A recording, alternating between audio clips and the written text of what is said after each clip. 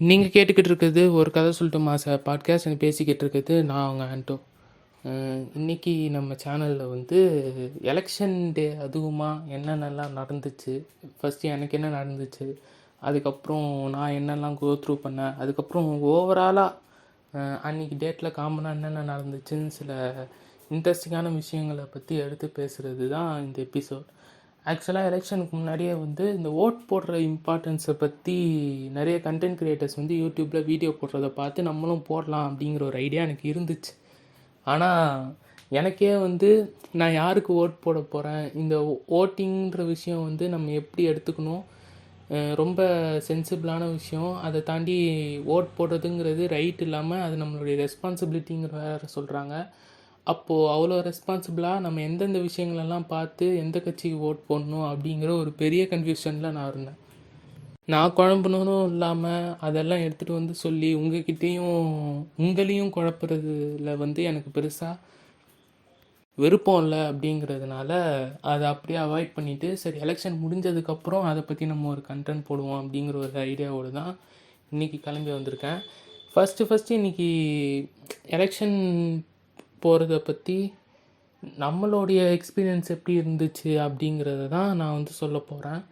எனக்கு வந்து இது செகண்ட் எலெக்ஷன் தான் இத்தனைக்கும். நான் வந்து ஃபஸ்ட்டு 23 ஒரு எம்பி எலெக்ஷனுக்காக ஓட் பண்ணேன். அதுக்கப்புறம் எனக்கு இது 2வது தடவை. ஆனால் சிஎம் எலெக்ஷன் இதுதான் நான் ஃபஸ்ட் டைம் ஓட் பண்ணுறது. அப்படிங்கிறப்போ நான் எம்பி எலெக்ஷன் போகிறப்போ கூட எதுவுமே பெருசாக யோசிக்கலை. இத்தனைக்கும் அப்போ இதை விட மெச்சூரிட்டி ரொம்பவே கம்மியாக இருந்துச்சு. அப்படிங்கிறதுனால ஏதோ ஃபஸ்ட்டு ஓட்டு ஒரு ஆர்வத்தில் போய் போடணும் அப்படிங்கிற மாதிரி போய் போட்டுட்டேன். செகண்ட் ஓட் போடுறப்ப தான் எனக்கு என்னன்னு தெரில, ஒரு சின்ன டென்ஷன் ஒன்று உருவாக ஆரம்பிச்சிது. அந்த டென்ஷனில் ஒரு பெரிய சம்பவம் வேறு ஒன்று பண்ணிட்டேன். அது ஒன்றும் இல்லை, ஃபேமிலிக்கே வந்து ஒட்டு மொத்தமாக இந்த பூத் ஸ்லிப்பை வந்து பின்னடித்து கொடுத்துருவாங்க. அதில் வந்து நம்மளுடைய ஸ்லிப் என்னவோ அதை பார்த்து நம்ம தனியாக எடுத்துகிட்டு போய் ஓட் போடுவோம். இந்த மாதிரி தான் மேக்ஸிமம் எல்லாருக்கும் அவங்களுடைய வீட்டில் நடந்திருக்கும். அப்படியே நான் எடுத்துகிட்டு ஓட்டு போட போகிறப்போ என்ன ஆச்சுன்னா, என்னோடதை மாற்றி எங்கள் ஃபேமிலியில் இருக்க வேற ஒருத்தரோட ப்ளூத் ஸ்லிப்பை வந்து நான் எடுத்துகிட்டு போயிட்டேன். இது வந்து ஆல்மோஸ்ட்டு அந்த க்யூவில் நின்று அடுத்து ஓட்டு போட உள்ளே போகிறேன். அப்போ தான் வந்து என்ன ஆச்சுன்னா, எல்லாருக்குமே வந்து இந்த பேர் இந்த நம்பரை வந்து படித்து காமிச்சிட்ருக்காங்க, யாரெல்லாம் எலெக்ஷனுக்கு வந்திருக்காங்க அப்படிங்கிறத நோட் பண்ணுறதுக்காக போலிங் ஆஃபீஸர்ஸ் எல்லாம். அப்போ வந்து சரி சும்மா ஸ்லிப் எடுத்து பார்ப்போம் அப்படின்னு பார்க்குறப்ப தான் நான் அதை நோட்டே பண்ணுறேன். அதுக்கப்புறம் வேறு வழி இல்லாமல் என்ன பண்ணுறது அப்படின்னு சொல்லிட்டு வீட்டுக்கு போய் அந்த ஸ்லிப்பை மறுபடியும் எடுத்துகிட்டு வந்து அதுக்கப்புறம் திரும்பி இன்னொரு தடவை க்யூவில் நின்று நான் போய் ஓட் போட்டு வந்தேன். நான் போட்டுட்டு வந்ததுக்கப்புறமா தான் நிறைய பேர் சொல்கிறாங்க, அதெல்லாம் ஒன்றும் தேவையில்ல, நீ வந்து உன் பேரை சொல்லியிருந்த அப்படின்னாலே லிஸ்ட்டு அவங்கக்கிட்டே இருந்திருக்கும், நீ ஓட்டர் ஐடி காமிச்சிருந்தாலே போதும், அவங்க வந்து ஓட் போட விட்டுருப்பாங்க அப்படிங்கிற மாதிரி சொன்னாங்க. அது கேட்ட உடனே தான் தேவையில்லாமல் டென்ஷன் எடுத்துக்கிட்டோமோ அப்படிங்கிற மாதிரி ஒரு ஃபீலிங்கும் வர ஆரம்பிச்சிச்சு. இன்னும் சில பேர்லாம் என்ன ஆச்சு அப்படின்னா, இந்த எஸ்சிஆர் ஃபார்ம் வந்து நிறைய பேர் ஃபில் பண்ணாமல் ஓட்டு போட முடியாமல் போயிடுச்சு அப்படின்னும் நான் கேள்விப்பட்டேன். இந்த எஸ்ஏஆர் ஃபார்மில் வந்து நம்ம பேரை ஆட் பண்ணுறதுக்காகவும் நானும் எங்கள் அப்பாவும் கொஞ்சம் நிறைய ஹார்ட் ஒர்க்லாம் வந்து பண்ணியிருக்கோம். அதனால் அந்த ப்ராசஸ் டைமில் எங்களுக்கு அது ஒரு பெரிய தலைவலியாக இருந்தாலும் எப்படியோ ஒன்ஸு எலெக்டர்ஸ் லிஸ்ட்டில் வந்து எங்களுடைய ஃபேமிலி நேமை இன்க்ளூட் பண்ணிட்டாங்க அப்படிங்கிறப்போ ஓகே அப்படிங்கிற மாதிரி இருந்துச்சு. ஆனால் நிறைய பேர் அது அவேராக இருந்தாங்களா, இல்லை பண்ணியும் அவங்களுக்கு அவங்களுடைய லிஸ்ட்டில் வந்து பேர் வராமல் போச்சா அப்படிங்கிற விஷயம்லாம் எனக்கு தெரியல. ஆனால் நிறைய பேர் இந்த எஸ்ஏஆர் ஃபார்ம் இஷ்யூனால் ஓட்டர்ஸுடைய லிஸ்ட்டு பாதி பேருக்கு வந்து இல்லாமல் போச்சு அப்படிங்கிற விஷயமும் நான் கேள்விப்பட்டேன். அதுக்கப்புறம் நான் ஓட் போட போகிறப்போ மை வைக்கிற ப்ரொசீஜர்லாம் முடிச்சு கரெக்டாக இந்த இவிஎம் மிஷினுக்கு முன்னாடி நிற்கிறப்போ ஒரு பெரிய கொஸ்டின் ஒன்று என் மைண்டில் ஓட ஆரம்பிச்சிச்சு. இப்போ யாருக்கு போடலாம் அப்படிங்கிற மாதிரி மைண்டில் ஓட ஆரம்பிச்சிச்சு. அப்போது தான் வந்து நிறைய பேர் சொன்ன விஷயங்கள் என் மைண்டுக்குள்ளே அப்படியே ஒரு மேஷப் மாதிரி வர ஆரம்பிச்சிது. என்னென்னா சில பேர் வந்து என்ன சொன்னாங்கன்னா, நம்ம கட்சிக்கு போடு, இந்த கட்சிக்கு தான் நீ போடணும், நான்லாம் வந்து இதுக்கு தான் போடுறேன், நீயும் போடு அப்படின்ற மாதிரி இன்ஃப்ளூயன்ஸ் பண்ணாங்க. இன்னும் சில பேர் வந்து ஜெயிக்கிற கட்சிக்கு போடு, தோக்கிற கட்சிக்கு போட்டு உன் ஓட்டை வேஸ்ட் பண்ணாத, ஜெயிக்கிற கட்சிக்கு போட்டால் தான் அன்றைக்கி வந்து நீ எலெக்ஷனுக்கு போட்டதுக்கு ஒரு இதுவாக இருக்கும் அப்படிங்கிற மாதிரி சொன்னாங்க. இன்னும் சில பேர் வந்து உனக்கு எந்த கட்சிக்குமே போடணும் அப்படின்னு தோணுனா பேசாமல் நோட்டாக்கு குத்திட்டு வந்துடு. எனக்கு தெரிஞ்சு யாருமே பெருசாக எதுவும் பண்ணுற மாதிரி தெரில. எல்லாருக்குமே ப்ளஸ் மைனஸுங்கிறது இருந்துக்கிட்டே தான் இருக்குது. ரொம்ப யோசிச்சுக்கிட்டு இருந்தால் வேலைக்கு ஆகுது, நோட்டாக்கு போட்டுரு அப்படின்னாங்க. இன்னும் சில பேர் நோட்டாக்கெலாம் நீ ஓட் பண்ணுறதுக்கு அதுக்கு பேசாமல் நீ வேறு எதுனா தோக்குற கட்சிக்கு கூட போடலாம். நோட்டாக்கு போட்டினா நீ அவ்வளோ நேரம் க்யூவில் நின்று வந்து எலெக்ஷனில் ஓட் போடுறதே வந்து வேஸ்ட்டு அப்படிங்கிற மாதிரிலாம் சொன்னாங்க. இப்படி இதனால தான் நோட்டாவுக்கு வந்து நிறைய பேர் ஓட் பண்ண மாட்டேங்கிறாங்க அப்படின்னா, அப்போ எதுக்கு இந்த நோட்டாவை வந்து புதுசாக கொண்டு வந்தாங்க? கடந்த எனக்கு தெரிஞ்சு ஒரு 10 வருஷமாக இருக்குது நோட்டா. அந்த டைம்லேருந்து எதுக்கு இப்போ எல்லா எலெக்ஷன்லேயும் கொண்டு வந்துக்கிட்டு இருக்காங்க அப்படிங்கிற ஒரு டவுட்டும் இருக்குது. சரி, அதை பற்றி நம்ம வேறு எப்பயாவது டிஸ்கஸ் பண்ணுவோம். இப்போது நான் வந்து இந்த இவிஎம் மிஷினுக்கு முன்னாடி நிற்கிறப்போ எனக்கு மைண்டில் இது எல்லாமே ஓடிக்கிட்டு இருந்துச்சு. அதுக்கப்புறம் ஒரு பாயிண்டில் என்ன நினச்சேன்லாம் தெரியல. இது நம்ம ஓட்டு, நம்ம போடுற கட்சி தான் ஜெயிக்கிற கட்சி, நமக்கு எது தோணுதோ அதை குத்திட்டு வந்துடுவோம் அப்படிங்கிற ஒரு பிளானோட டக்குன்னு ஒரு பட்டன் அழுத்திட்டு நான் வெளியே வந்துட்டேன். இப்போ வந்து என்னென்னா, எலெக்ஷனில் ஓட்டு போடுற வரைக்கும் நமக்கு அந்த டென்ஷன் இருக்குது அப்படின்னா, நம்ம அந்த பட்டனை ப்ரெஸ் பண்ணிவிட்டு வெளியே வர வரைக்கும் ஒரு சின்ன ரிலீஃப் இருக்கும். அப்பாடா அந்த ப்ராசஸ் முடிஞ்சிச்சுப்பா அப்படின்னு. அங்கேருந்து வெளியே போகிறதுக்கு இன்னும் ஒரு பெரிய ஸ்ட்ரகிள் நடக்கும்.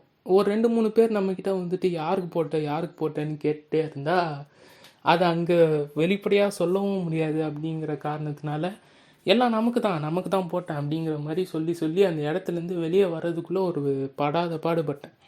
ஏன்னா அதுக்கப்புறம் நான் எந்த கட்சிக்கு ஓட் போட்டேன் அப்படிங்கிற விஷயத்தெல்லாம் வந்து என் ஃபேமிலியோடு டிஸ்கஸ் பண்ணுறப்போ சில பேர் வந்து அப்ரிஷியேட் பண்ணாங்க, இன்னும் சில பேர் வந்து அதுக்காக போட்டேன் அப்படிங்கிற மாதிரி சொன்னாங்க. இந்த மாதிரி ஒரு மிக்ஸ்டரான கான்வர்சேஷன்ஸ் தான் இருந்துச்சு எல்லாத்துக்கும் நடுவில். சரி, எப்படியோ இருந்த ஒரு ஓட்டை போட்டுட்டு வந்துட்டோம் அப்படிங்கிற ஒரு முடிவோடு வந்துட்டேன்.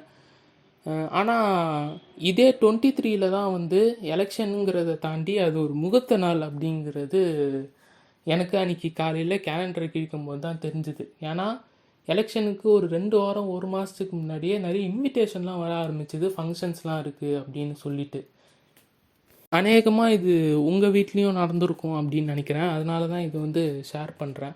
ஏன்னா நான் ஃபேஸ் பண்ண மாதிரியே எனக்கு தெரிஞ்சு 2-3 ஃபேமிலிலையும் இந்த மாதிரி சுச்சுவேஷன்லாம் வந்து ஃபேஸ் பண்ணியிருக்காங்க அப்படின்னு நினைக்கிறேன். இதில் வந்து ரொம்ப கஷ்டப்படுற ஆளுங்க அப்படின்னு நான் யாரை ஃபீல் பண்ணுறேன் அப்படின்னா, ஒர்க்கிங் ப்ரொஃபஷ்னல்ஸை தான். ஏன்னா அவங்க எல்லாருக்குமே வந்து ஓட் போடுறதுக்காக தான் இந்த ஒரு நாள் வந்து லீவ் கிடைக்குது. அந்த லீவில் ஓட் போட்டது நம்மளுடைய ரெஸ்பான்சிபிலிட்டி, நம்ம கம்பல்சரியாக போட்டே ஆகணும் அப்படின்னு முடிவு பண்ணி ஓட் போட்டாலும் அதுக்கப்புறம் அப்பாடா ஓட் போட்டாச்சு, இதுக்கப்புறம் நிம்மதியாக ரெஸ்ட் எடுக்கலாம் அப்படின்னு நினச்சா அவங்களால எடுக்க முடியாது. டக்குன்னு அன்றைக்கி டேட்டுக்கு அவங்க வேறு ஏதாவது ஒரு ஃபங்க்ஷன் அட்டன் பண்ணணுன்னா அதுக்கு அவங்க போய் தான் ஆகணும். அங்கே போகிறது இல்லாமல் திரும்பி அடுத்த நாள் அவங்க வேலைக்கும் போய் ஆகணும். ஸோ அவங்களுடைய நிலைமையை நினச்சா தான் ரொம்ப பாவமாக இருக்குது. இதில் இன்னும் சில பேர் வந்து இந்த ஓட்டெல்லாம் போடாமல் அதெல்லாம் போடுறது வேஸ்ட்டு, நான் வீட்லேயே உக்காந்துக்கிறேன் பேசாமல் அப்படின்னு சொல்லிட்டு உக்காந்துட்டிங்கன்னா, நான் என்ன சொல்லுவேன்னா, நோட்டாக்கு போடுறத விடவும் வேஸ்ட்டான விஷயம் ஒன்றுமே பண்ணாமல் வீட்லேயே உக்காண்ட்ருக்குது தான். அது வந்து என்றைக்கு ஓட் போடுறத ஒரு லீவுன்னு பார்க்காம அதை வந்து ரெஸ்பான்சிபிளாக பார்த்து நீங்கள் ஓட் போடுறீங்களோ அன்றைக்கி தான் நாடு கொஞ்சமாவது உருப்படும். அவ்வளோதான் அவங்களுக்குலாம் என்னால் சொல்ல முடிஞ்சது. அதுக்கப்புறம் சில பேருக்கு வந்து ஊருக்கு வர முடியாமல் சில ப்ராப்ளம்ஸை ஃபேஸ் பண்ணியும் நான் கேள்விப்பட்டேன். எக்ஸாக்டாக புதுசாக திறந்துருக்கிற இந்த கிளாம்பாக்கம் பஸ் ஸ்டாண்டுன்னு நினைக்கிறேன். அங்கே வந்து பஸ்ஸஸ்லாம் சரியாக வராமல் நிறைய பேர் ஊருக்கு போக முடியாமல் ஓட்டு போட முடியாமல் போயிடுச்சு அப்படிங்கிற ஒரு இஷ்யூவும் வந்து நிறைய பேர் பேசிட்டு இருந்தாங்க.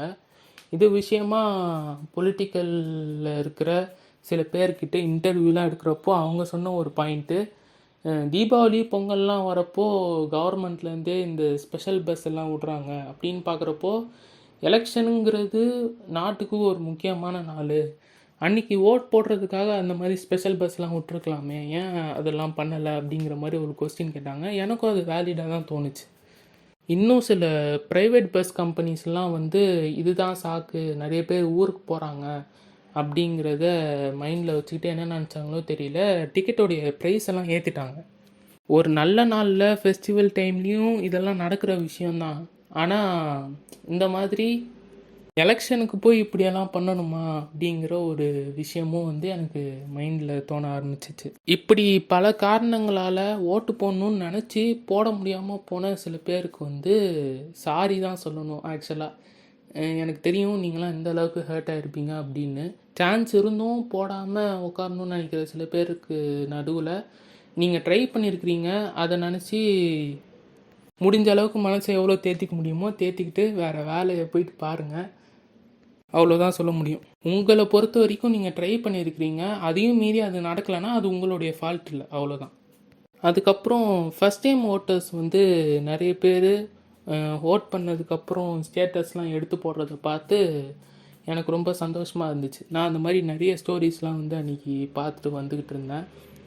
ஆனால் அதுலேயும் சில பேர் இந்த கோட் வேர்ட் அக்செப்டட் அப்படிங்கிற மாதிரி ஒரு விஷயம் வந்து என்ன பண்ணுறாங்க அப்படின்னா, ஒரு சாங்கை வந்து நோட்ஸில் போடுறது, அப்படி போட்டு எந்த கட்சிக்கு வந்து ஓட் போட்டேன் அப்படிங்கிறத சிம்பாலிக்காக வெளியே எக்ஸ்ப்ரெஸ் பண்ணுறது. அதுக்கப்புறம் இது போதாத குறைக்கு ஒரு ட்ரெஸ் கோடை வேறு எலெக்ஷனில் வந்து நிறைய பேர் இந்த வாட்டி ஃபாலோ பண்ணி பார்த்துருக்கேன். ஒருத்தர் ரீல்ஸ்லலாம் கூட சொல்லியிருந்தார். அதாவது எதுக்கோ புதுசாக ட்ரெஸ் எடுத்து நான் பார்த்துருக்கேன். ஒரு ஃபேமிலி ஃபங்க்ஷன், ஒரு கெட் டுகெதரில் ஆரம்பித்து ஃபெஸ்டிவலு இல்லை ஸ்பெஷலாக ஒருத்தங்களை மீட் பண்ண போகிறோம் ஃபஸ்ட் டைம் அப்படிங்கிறதுக்காக ட்ரெஸ் வாங்கி கூட பார்த்துருக்கேன். ஆனால் எலெக்ஷனில் ஓட்டு போடுறதுக்காக ட்ரெஸ் பர்ச்சேஸ் பண்ணி நான் இன்றைக்கி தாண்டா பார்க்குறேன் அப்படிங்கிற மாதிரி ஒரு ஃபேமஸான ட்ரெஸ் கோடு வந்து எல்லா இடத்துலையும் இந்த எலெக்ஷனுக்கு வந்து பரவ ஆரம்பிச்சுது. அது எந்த அளவுக்குன்னா ஒரு பெரிய ஷாப்பிங் நிறுவனம் அவங்களுடைய இன்ஸ்டா பேஜ்லேயே வந்து இந்த ட்ரெஸ் கோடு வந்து நாங்கள் அவைலபிளாக விற்கிறோம் ஆஃபர்ஸில், எலெக்ஷன் அன்றைக்கி போட்டுக்கோங்க அப்படின்னு சொல்கிறதும், இன்னும் சில பேர் இன்ஸ்டாவில் வந்து இந்த மாதிரி இந்த காஸ்டியூமை வந்து நீங்கள் இவ்வளோக்கு ப்ரைஸாக வாங்கிக்கலாம் ஆன்லைனில் அப்படிங்கிற லிங்க்ஸையும் ஷேர் பண்ணுறதை பார்த்துட்டு யாரா நீங்களாம் அப்படிங்கிற மாதிரி தான் எனக்கு கேட்கணுன்னு தோணுச்சு. இது காமன் பீப்புள்ஸ்க்கு மத்தியில் நடந்தது அப்படிங்கிறத தாண்டி சில செலிப்ரிட்டிஸும் இந்த மாதிரி சில ட்ரெஸ் கோட்ஸையும் வந்து ஃபாலோ பண்ணிட்டு வந்துக்கிட்டு இருந்தாங்க. அவங்கக்கிட்டலாம் கேட்குறப்போ சில பேர் ஓப்பனாக ஆமாம் நான் இந்த ட்ரெஸ் கோடை இந்த ஒரு ரீசனுக்காக தான் ஃபாலோ பண்ணேன் அப்படிங்கிற ஹிண்ட்ஸும் கொடுத்தாங்க. ரொம்ப சில பேர் இல்லை அப்படி இல்லைன்னு சொல்லிட்டு மழுப்பவும் ஆரம்பித்தாங்க. அதுக்கப்புறம் இதில் ரொம்ப காமெடியான ஒரு விஷயம் அப்படின்னா எனக்கு அஜித்குமார் வந்து ஓட் பண்ணிட்டு போன அந்த மூமெண்ட்டு தான் சொல்லுவேன். ஏன்னா ஒவ்வொரு எலெக்ஷனுக்கும் அவர் முடிஞ்ச அளவுக்கு ரொம்ப சீக்கிரமாக வந்து ஓட் பண்ணிட்டு போயிடுவார். அதுக்கான ரீசன் என்னென்னா முடிஞ்ச அளவுக்கு மேக்ஸிமம் அந்த க்ரௌடை வந்து அவர் அவாய்ட் பண்ணணும் அப்படிங்கிற ரீசனுக்காக. சில பேர்லாம் வந்து அந்த க்ரௌடில் டாக்ஸிக்காக நடந்துக்கிறத பார்த்தா அவருக்கு வந்து பிடிக்க மாட்டேங்குது. சில சமயம் அதை ஓப்பனாக பப்ளிக்லேயே கூட அவர் ஹர்ட் ஆகுறாரு அப்படிங்கிறத எக்ஸ்ப்ரெஸ் பண்ணுறாரு. ஆனால் அந்த விஷயமே அவங்க ஃபேன்ஸுக்கு வந்து பிடிச்சி போகிறது. அதை தாண்டி அவர் சொல்கிறத ஃபாலோ பண்ணுறாங்களா இல்லையான்னு கேட்டால் இல்லை, திரும்பியும் அதே மாதிரி தான் பிஹேவ் பண்ணுறாங்க. அவரும் அதுக்கு எப்படி ரியாக்ட் பண்ணுறதுன்னு தெரியாமல் போன எலெக்ஷனுக்கு வந்து அவர் வீடியோ எடுத்துக்கிட்டு இருந்த ஒரு ஆளை வந்து ஃபோனை பிடுங்கி வச்சது, அந்த இன்சிடெண்ட்லாம் வந்து நான் பார்த்தேன். இந்த வாட்டி அப்படி என்ன பண்ண போகிறாரு அப்படின்னு நான் யோசித்து பார்த்துக்கிட்டே இருந்தப்போ என்ன நினச்சாருன்னு தெரில, டக்குன்னு ஃபோன் எடுத்து எல்லாரையும் வீடியோ எடுக்க ஆரம்பிச்சிட்டார். அதுக்கு வந்து நிறைய மீம் டெம்ப்ளேட்ஸ் வந்து க்ரியேட் பண்ணாங்க இன்ஸ்டாவில். அதில் எனக்கு ரொம்ப பிடிச்சது என்னென்னா அவர் வந்து ஸ்னாப்சாட் யூஸ் பண்ணுறாரு அப்படிங்கிற மாதிரி நிறைய பேர் போட்டிருந்தாங்க. அது போக அவர் ஒயிட் அண்ட் ஒயிட்டில் வந்திருந்தார், அவர் கையில் ஒரு சிம்பிள் காமிச்சார். இதெல்லாம் பார்க்குறப்போ பர்டிகுலராக அவர் இந்த கட்சிக்கு தான் ஓட் போடுறாரு அப்படிங்கிற மாதிரி சில தியரிஸும் வந்து நியூஸ் சேனலில் பப்ளிஷ் ஆக ஆரம்பிச்சிச்சு. சரி, இதெல்லாம் நான் சொல்கிறத விட நீங்கள் அந்த மாதிரி நியூஸ் சேனல்லே இன்னும் கொஞ்சம் டீட்டெயிலாக பார்ப்பீங்க அப்படின்னு நினைக்கிறேன். ஏன்னா அவங்களுக்கு வந்து இந்த எலெக்ஷன் முடிஞ்சதுக்கப்புறம் May 4 ரிசல்ட்டு, அந்த May 4 வரைக்கும் திரும்பி இந்த எலெக்ஷன் கண்டென்ட்டை வச்சு எதனா ஒன்றுத்தை மில்க் பண்ணணும், அது வரைக்கும் நமக்கு வேறு எதுவும் கண்டென்ட் கிடைக்காது அப்படின்னு அவங்க நினச்சிட்டாங்கன்னா இந்த விஷயத்தையே வச்சு இன்னும் ஒரு 10 நாளைக்கு அவங்க ஓட்டுறதுக்கான சான்ஸ் இருக்குது. ஸோ அதெல்லாம் டீட்டெயிலாக அவங்களே வச்சு அந்த கண்டென்ட்டை வந்து எவ்வளோ மில்க் பண்ண முடியுமோ அவ்வளோ பண்ணுவாங்க. நீங்கள் அதை தாராளமாக பார்த்து தெரிஞ்சுக்கலாம். அதை பற்றி நான் அதுவும் பெருசாக பேச விரும்பல. அதுக்கப்புறம் எலெக்ஷனை தாண்டி இந்த வாரத்தில் வேறு என்னென்ன இன்ட்ரெஸ்டிங்காக நடந்துச்சு அப்படின்னு யோசித்து பார்க்குறப்போ சில படங்கள்லாம் வந்திருக்கு. மைக்கிள்னு சொல்லிட்டு மைக்கேல் ஜாக்சனுடைய பயோபிக் ரொம்ப அவைட்டடாக சில பேர் வெயிட் பண்ணிக்கிட்டு இருந்தாங்க. நான் மைக்கேல் ஜாக்சன் ஆல்மோஸ்ட் உலகத்தில் இருக்க எல்லாருக்குமே தெரிஞ்சிருக்கும். பட் என்ன பெரிய ஃபேன் கேட்பீங்களா அப்படின்னா கிடையாது. நான் அந்தளவுக்கு அவரை ஃபாலோ பண்ணதில்லை, ஆனால் அவர் எனக்கு பிடிக்கும். அப்படிங்கிறப்போ இந்த பயோபிக்கை பார்க்கலாமா வேணாமா அப்படிங்கிற ஒரு டைலமாலேயே இருக்கேன். நான் பார்த்துட்டேன்னா கண்டிப்பாக அதுக்கு நான் ரிவ்யூ சொல்கிறேன். அதுக்கப்புறம் ஜனநாயகன் அது வந்து ஏப்ரல் 30 ரிலீஸ் ஆகுது அப்படிங்கிற மாதிரி திரும்பி ஒரு நியூஸ் கேள்விப்பட்டேன். இப்போயாவது அந்த படத்தை ரிலீஸ் பண்ணுங்கயா பாவம் அப்படிங்கிற மாதிரி தான் எனக்கு தோண ஆரம்பிச்சிச்சு. ஏன்னா இதுக்கப்புறம் அது ரிலீஸ் ஆனால் என்ன ஆகாட்டி என்ன அப்படிங்கிற மாதிரி எலெக்ஷன் டேட்டுக்கு முன்னாடி தான் அதை பண்ண முடியாது அப்படின்னு சொல்லிட்டு நிறைய சொல்லிக்கிட்டு இருந்தீங்க. இப்போ எலெக்ஷன்லாம் முடிஞ்சதுக்கப்புறம் கொஞ்சம் கொஞ்சமாக